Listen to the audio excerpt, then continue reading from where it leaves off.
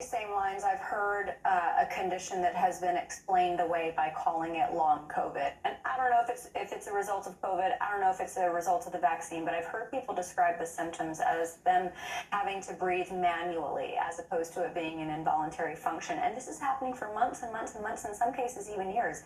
Is this in fact long COVID, or is it something else?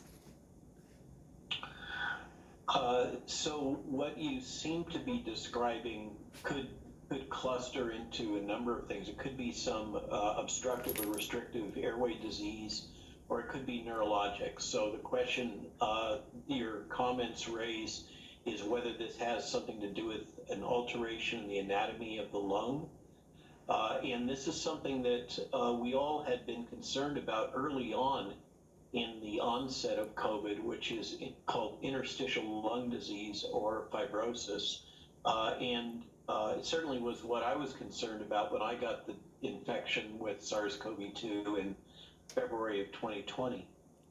So they may be having an emphysema-like disease having to do with this progressive problem of interstitial pneumonitis and fibrosis, or they could be having a neurologic problem if they are not having a voluntary respiration, and that would be potentially could be central, or it could be in nerve transmission, and that would have to be resolved through functional tests.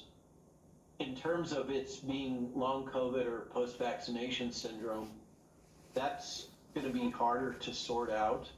But what you're describing sounds a lot like a post-polio syndrome that often historically required the iron lung technology if it's more advanced. So without knowing more about the specific patients and their symptoms, that's all that I can really shed on it.